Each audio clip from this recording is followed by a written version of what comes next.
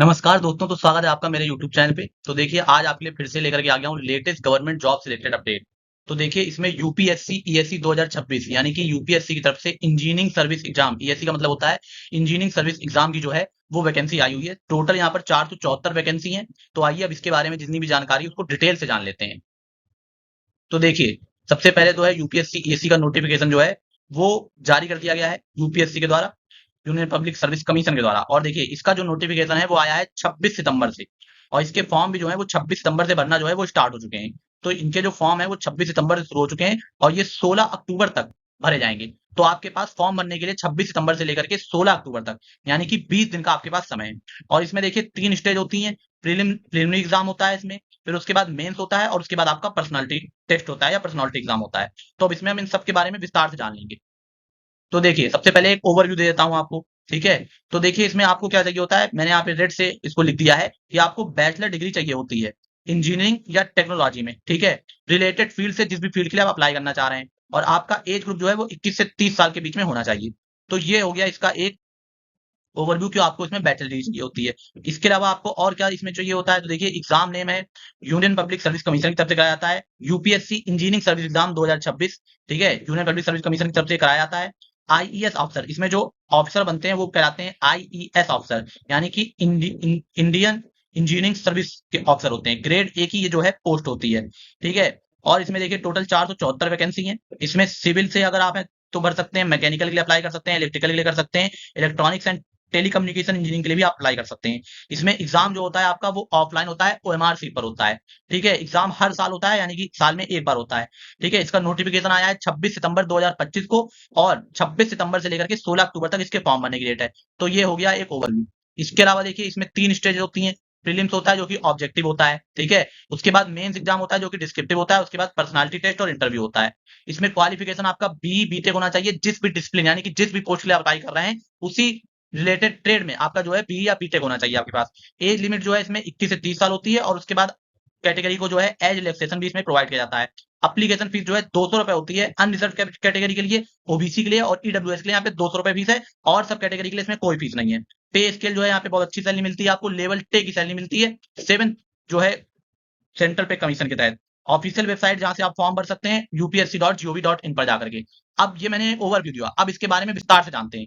तो देखिए, सबसे पहले इंपॉर्टेंट डेट्स के बारे में जान लीजिए। तो देखिए, ऑफिशियल नोटिफिकेशन कब आया है, 26 सितंबर को, ध्यान रखिएगा ये। तो देखिए, बिल्कुल लेटेस्ट अपडेट आपके लेके आते हैं। तो इसके अगर आप इसी तरह के लेटेस्ट अपडेट जानना चाहते हैं यूपीएससी, पीसीएस या अदर गवर्नमेंट एग्जाम से जुड़े, तो आप जो है चैनल को सब्सक्राइब जरूर कर लीजिए। तो देखिए, 26 सितंबर से फॉर्म भरना शुरू हुए हैं, 16 अक्टूबर तक फॉर्म भरे जाएंगे। फरवरी 2026 में इसका एडमिट कार्ड आएगा। और देखिए, इसकी एग्जाम की डेट, यूपीएससी की ये अच्छी बात होती है कि जब ये अपना पूरे साल का कैलेंडर बताते हैं तो उसमें पहले से ही नोटिफिकेशन और एग्जाम की डेट भी बता देते हैं। तो देखिए, 8 फरवरी को इसका आपका पेपर होने वाला है। तो देखिए, अभी आपके पास 5 महीने का, अक्टूबर, नवंबर, दिसंबर, जनवरी और फरवरी, 5 महीने का समय आपके पास शेष है तैयारी करने के लिए। तो 8 फरवरी को इसका पेपर होने वाला है। और बाकी आपको पता है कि यूपीएससी की तैयारी लोग पहले से ही 1 डेढ़ साल से कर रहे होते हैं। तो जिनको तैयारी करनी होगी वो कर चुका होगा। मैं यहाँ पे खाली आपको जो है नोटिफिकेशन आया है तो उसके बारे में अपडेट दे रहा हूँ। ठीक है। क्योंकि उसकी तैयारी में 1 से डेढ़ साल का समय लगता है। और इसकी जो प्रीलिम्स की आंसर की है वो भी 1 हफ्ते या 15 दिन के अंदर आ जाती है। 1 हफ्ते में आ जाती है। जब आपका प्रीलिम्स पेपर होगा तो उसके 1 हफ्ते के अंदर, यानी कि फरवरी 8 को आपका पेपर होगा, और उसी महीने में आपको जो है प्रीलिम्स की आंसर की भी आ जाएगी। फिर उसके बाद जो है प्रीलिम का रिजल्ट जो आएगा वो अभी नोटिफाइड नहीं है। उसके बाद मेंस एग्जाम होगा, और फिर उसके बाद मेन का रिजल्ट आने के बाद आपका पीटी यानी कि पर्सनालिटी टेस्ट हो जाएगा। तो ये हो गया इसकी जितनी भी इंपॉर्टेंट डेट्स हैं। मेन आपको ये जो 4 डेट है वो याद रखनी है कि 26 सितंबर से फॉर्म भरना शुरू है, 16 अक्टूबर तक चलेंगे, और 8 फरवरी को आपका पेपर होगा। अब देखिए, इसमें टोटल वैकेंसीज कितनी निकली हुई है। टोटल वैकेंसी जो 2026 के लिए आई हुई है वो 474 वैकेंसी आई हुई है। एप्लीकेशन लिंक के लिए आप upsc.gov.in पे जा सकते हैं। ये लिंक आपको हमारे डिस्क्रिप्शन में भी मिल जाएगी।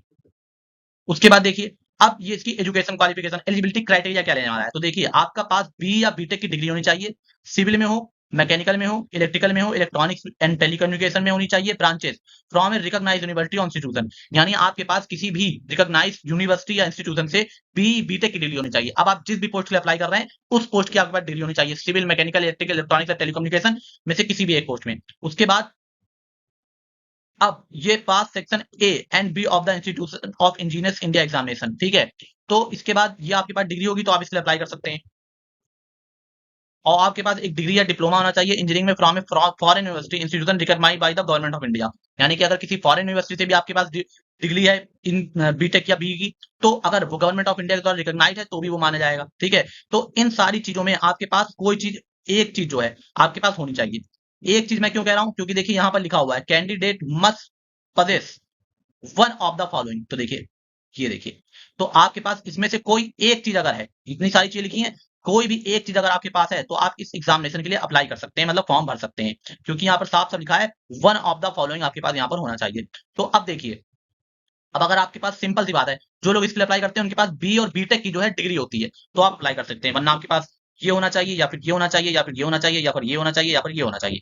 मेन सबके पास बी बीटेक की डिग्री होती है। तो अब ये आपकी हो गई एजुकेशन क्वालिफिकेशन। अब आगे बढ़ते हैं। तो देखिए, अब इसमें एज लिमिट देखिए, एज लिमिट आपकी जो है वो मिनिमम एज 21 साल और मैक्सिमम एज जो है 30 साल तक होनी चाहिए।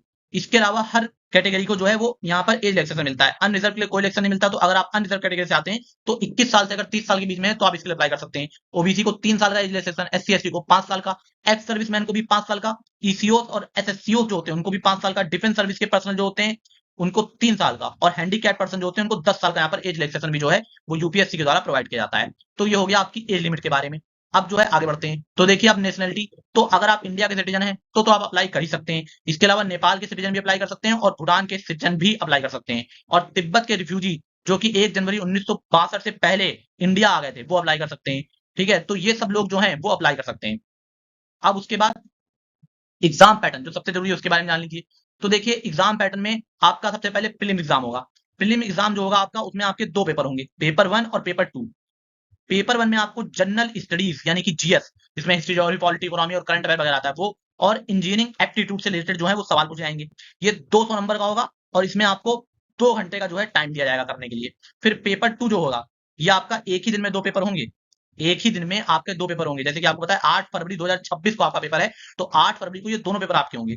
उसके बाद आपका जो है, आपने जिस भी ट्रेड से अप्लाई कर रहे होंगे उस ट्रेड से स्पेसिफिक इंजीनियरिंग डिसिप्लिन में, आपको सिविल से अप्लाई कर रहे होंगे तो सिविल का, इलेक्ट्रिकल से अप्लाई कर रहे होंगे तो इलेक्ट्रिकल का, मैकेनिकल से कर रहे होंगे तो मैकेनिकल का, 300 नंबर का दूसरा पेपर आपका होगा, जिसमें आपको 3 घंटे का समय मिलेगा। तो पहला पेपर आपका जनरल स्टडीज और इंजीनियरिंग एप्टीट्यूड का हो गया, जो कि 200 नंबर का होगा, 2 घंटे का समय मिलेगा। दूसरा पेपर आपका जो है वो आपके स्पेसिफिक ट्रेड से होगा, जो कि 300 नंबर का होगा और आपको 3 घंटे का समय मिलेगा। तो इस तरह से इन दोनों के मार्क्स टोटल कर लेंगे तो हो जाएंगे 500 नंबर। तो आपकी जो प्रीलिम्स की मेरिट बनेगी वो 500 नंबर से मिलेगी। और ये बात याद रखिए, इसलिए मैंने देखिए रेड से यहाँ पे हाईलाइट कर दी है कि इसमें 1/3 की जो है निगेटिव मार्किंग भी है, negative marking of 1/3 mark for every wrong answer. यानी कि अगर आप कोई आंसर गलत करते हैं तो आपका 1/3 मार्क जो है वो काट दिया जाएगा। ठीक है, तो ये हो गया। तो एक पेपर 2 घंटे का, दूसरा पेपर 3 घंटे का, टोटल 500 मार्क्स हो जाएंगे, 200 और 300 मिला करके, और 1/3 की निगेटिव मार्किंग है। तो ये आपका एग्जाम पैटर्न हो गया। फिर उसके बाद अब आगे बढ़ते हैं।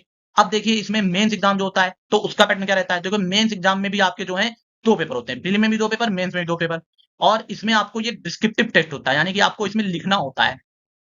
ठीक है, अब डिस्क्रिप्टिव टेस्ट जो होगा वो आपके कंसर्न डिसिप्लिन का होगा, जो कि कैंडिडेट के द्वारा चूज किया जाएगा। अगर आपने मैकेनिकल चूज किया है तो आप मैकेनिकल से देंगे, सिविल चूज किया तो सिविल से देंगे। इस तरह से आपने जो भी ट्रेड से भरा है उस ट्रेड का आपको डिस्क्रिप्टिव पेपर देना होगा। ठीक है, ईच पेपर जो होता है वो 300 मार्क्स का होगा, जिसमें आपको 3 घंटे का समय मिलेगा। देखिए, पेपर 1 जो होगा आपका, वो भी आपने जिस भी ट्रेड से किया है, सिविल, इलेक्ट्रिकल, मैकेनिकल, इलेक्ट्रॉनिक्स या टेलीकम्युनिकेशन से, वो होगा 300 मार्क्स का, 3 घंटे का आपको यहाँ पे टाइम मिलेगा। पेपर 2 भी आपका जो होगा वो भी आपकी ट्रेड से होगा, वो भी 300 मार्क्स का होगा और उसके लिए भी आपको 3 घंटे का टाइम मिलेगा। तो टोटल मेंस जो होगा वो आएगा आपका 600 नंबर का, और आपको 6 घंटे का इसमें समय मिलेगा। ठीक है, तो मेंस आपका 600 नंबर का होगा, 6 घंटे का समय मिलेगा। और इसमें ये बात याद रखिएगा कि जो आपकी फाइनल मेरिट लिस्ट बनेगी वो मेंस और इंटरव्यू जो आपका होगा, पर्सनालिटी टेस्ट जिसको बोला जाता है यूपीएससी के द्वारा, उसके बेस पे बनेगी। प्रीलिम्स आपके लिए खाली जो है वो क्लियरिंग राउंड है, मतलब प्रीलिम्स जो है आपके लिए वो क्वालीफाई आपको करना जरूरी है। प्रीलिम्स आप जब पास करेंगे तभी आप मेंस और इंटरव्यू में बैठेंगे, और आपको मेंस और इंटरव्यू के मार्क्स के आधार पर आपकी जो है वो मेरिट लिस्ट बनेगी।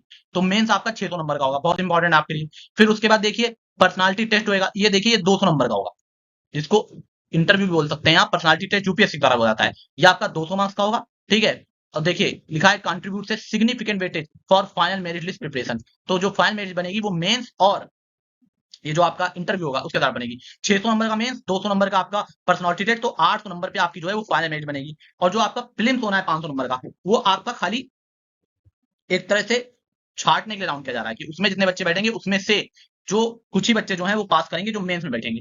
ठीक है, तो अब आपका ये मेंस और इंटरव्यू मिला के 8 नंबर से आपकी मेरिट बनेगी, फाइनल मेरिट। अब इसकी सैलरी जान लेते हैं। अगर आप इतनी मेहनत करने के बाद पहुंचेंगे तो आपको सैलरी भी अच्छी मिलेगी। तो देखिए, 15,600 से 39,100 रुपए ये आपका बेसिक पे है, जो कि आपको इतना नहीं मिलने वाला है, क्योंकि पे स्केल है ये। इसके अलावा आपको पे लेवल 10 की एग्जाम मिलेगी, ग्रेड पे 5400 होगा। तो जब आप एंट्री करेंगे तो देखिए, एंट्री लेवल पे ही 56,100 रुपए है। पहले महीने का मतलब। उसके बाद इसमें और सारे अलाउंसेस वगैरह भी आपको मिलते हैं, क्योंकि यूपीएससी की जॉब है, आप जान समझ सकते हैं कि 1 लाख से ऊपर इसमें सैलरी बनती है।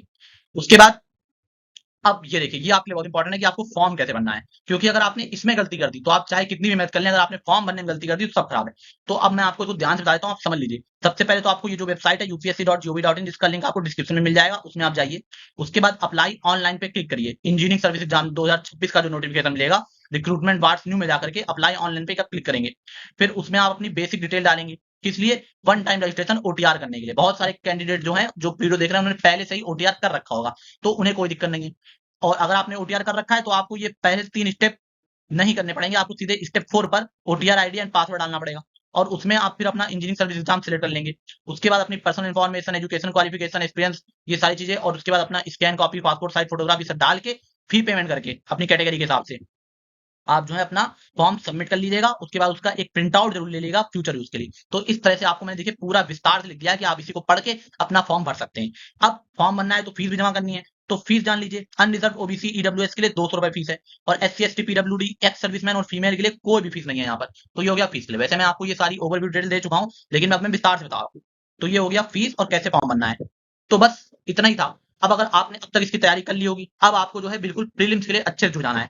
अगर आप मुझसे कोई सहायता चाहते हैं कि मैं आपको प्रीलिम्स के लिए कोई स्ट्रेटजी वगैरह बता दूं, तो आप जो है कमेंट कर दीजिएगा। तो मैं उसके लिए आपको जो है एक अलग से वीडियो बना के आपको स्ट्रेटजी के बारे में, जो 5 महीने बचे हैं, उसमें आप किस तरह से अपना जीएस का पेपर जो है और टेक्नोलॉजी से रिलेटेड पेपर है वो तैयार कर सकते हैं, उसके बारे में आपको बता दूंगा। तो बहुत बहुत धन्यवाद आपका। और देखिए, इस तरह की वीडियो लाने में हमें बहुत मेहनत लगती है, तो आपसे रिक्वेस्ट रहेगी कि अगर आपको वीडियो पसंद आता हो तो वीडियो को लाइक कीजिए, और उसके बाद जो हमारा ये चैनल है इसको सब्सक्राइब कीजिए, और इस जानकारी को अपने दोस्तों के साथ साझा करिए। और देखिए, हमारा जो है एक टेलीग्राम चैनल भी है, उसमें हम आपको फ्री पीडीएफ नोट वगैरह और स्ट्रेटजी से रिलेटेड वीडियो जो है और कंटेंट प्रोवाइड करते रहते हैं। उसका लिंक भी आपको हमारे डिस्क्रिप्शन में मिल जाएगा, तो उसमें उसको भी आप जो है ज्वाइन कर सकते हैं।